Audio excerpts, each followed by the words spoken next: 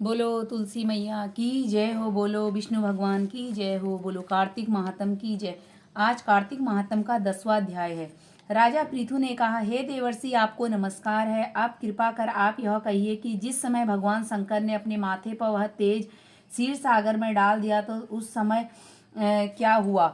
नारद जी ने कहा, हे राजन, जब भगवान शंकर ने अपना वह तेज क्षीर सागर में डाल दिया तो उस समय वह शीघ्र ही बालक होकर गंगा सागर के संगम पर बैठकर संसार को भय देने वाला, रुदन करने वाला, इससे रुदन के समस्त संसार व्याकुल हो उठा। लोकपालों के मन में भी व्याकुलता हुई।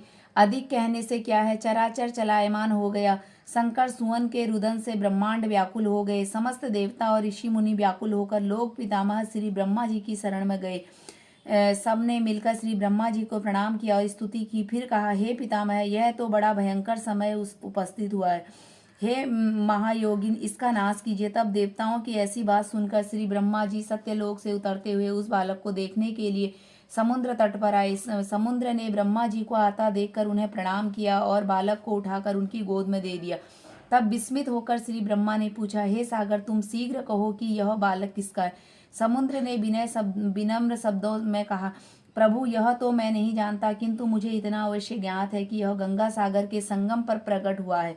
अतएव हे जगत गुरु, आप इस जगत का ज्ञात कर्म आदि संस्कार कीजिए, इसका जातक फल बताइए। नारद जी कहते हैं कि इधर तो सागर ब्रह्मा जी से ऐसे कह रहा था, उधर सागर भी पुत्र ब्रह्मा जी के गले में हाथ डालकर बार बार उनका आकर्षण कर रहा था। फिर तो उसने ब्रह्मा जी का गला जोर से पकड़ा और इससे पीड़ित होकर ब्रह्मा के नेत्रों से आंसू टपकने लगे। किसी प्रकार भी ब्रह्मा जी ने अपने दोनों हाथों का जोर लगाकर अपना गला छुड़ाया और सागर से सादर कहा, हे सागर, सुनो, तुम्हारे पुत्र का जातक फल कहता हूँ। मेरे नेत्रों से जो यह जल निकला है, इसी कारण इसका नाम जलंधर होगा। यह उत्पन्न होने के साथ ही तरुण हो गया। इससे वह सब शास्त्रों का परम गामी, पराक्रमी, महावीर, जवान, महायोधा और रणद्रुमन होगा। यह बालक सब दैत्यों का अधिपति हो भगवान विष्णु को जीतने वाला होगा तथा यह कहीं भी न हारेगा। एक भगवान शंकर को छोड़कर यह सबसे अवध्य होगा। जहाँ से उत्पन्न हुआ है फिर वहीं जाएगा। इसकी स्त्री बड़ी पतिव्रता, सौभाग्यशालिनी, स्वर्ग सुंदरी और परम मनोहर, मिष्ट भाषणी तथा सील की सागर होगी। नारद जी कहते हैं, हे राजन, सागर से ऐसा कहकर ब्रह्मा जी ने शुक्राचार्य को बुलाकर उनके हाथों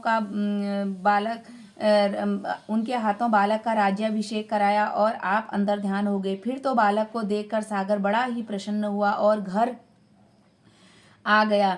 कितने ही उपाय से उसका पालन कर उसको पुष्ट किया। फिर कालनेम नामक असुर को बुलाकर उसका वृंदा नाम की कन्या से सवित विवाह करवा दिया। उस विवाह में बड़ा उत्सव हुआ। नव, नदी और सब असुरों को बड़ा दुख हुआ। श्री शुक्राचार्य के प्रभाव से स्त्री सही जलंधर दैत्यों पर राज्य करने लगा। तो आज की कथा यहीं पर पूर्ण हुई। बोलो कार्तिक महात्म की जय हो, बोलो विष्णु भगवान की जय हो।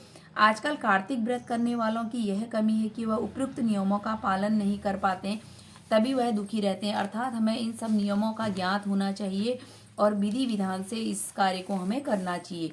बोलो कार्तिक महात्म की जय हो, बोलो तुलसी मैया की जय हो। जय जय जय माँ तुलसी माता की जय हो।